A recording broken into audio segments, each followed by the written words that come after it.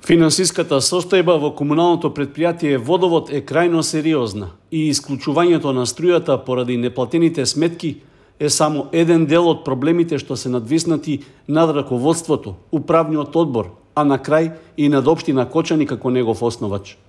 Сметките за електрична енергија за последните неколку месеци во просек изнесуваат по околу 230.000 евра месечно, што значи дека според сегашната динамика до нова година долговите по овој основ ќе стигнат до 1 милион евра.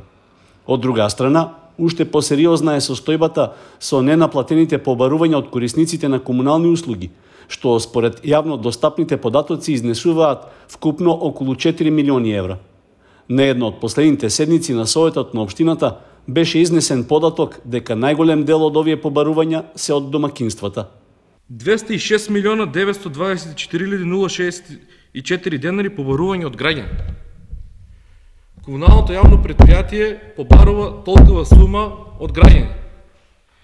Мене ми интересира дали самиот директор со над 60.000 денари учествува во таа сума. Градоначалниче, каков човек ви имате поставено за директор? Дали е точно дека самиот директор долгува на претпријатието? Треба да е тој присутен овде за да може да ми одговори на тоа прашање. Ако е тоа точно, кога планира да го подмири долгот? На истата седница беше предложено да се формира така наречен кризен штаб, чија задача би била да работи на рационализација и санација на состојбите во Водовод.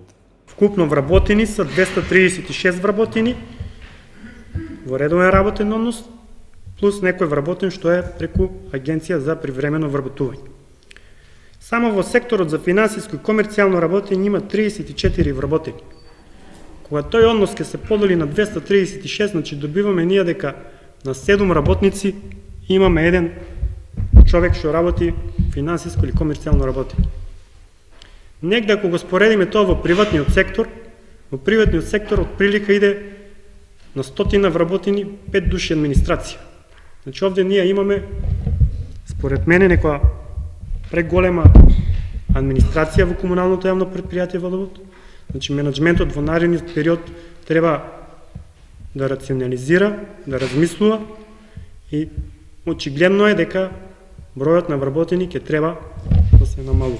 Реално е дека ова е проблем наш, на нашите граѓани, мој, ваш, на секого, и мислам дека треба навистина што поскоро да се размислува за начини, едноставно еден кризен штаб да се оформи, ајде да кажам, за да се спречи понатамошно пропаѓање на јавното претпријатие во долгови, бидејќи епилогот ви кажав кој ќе би бил веројатно стечај, но тоа е крајно неповолна ситуација за сите жители.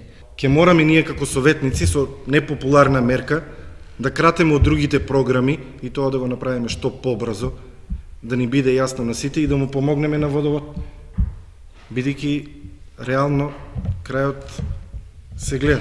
Подитно да се направи тај штаб, кризен штаб, како што каже колегата Перо и Жаклина, значи сите се согласува. Тоа да биде подитно, утре направено и да почнат да размислуваме на тоа. Овие дискусии беа на седницата на Советот на општина Кочани што се одржа на крајот на август.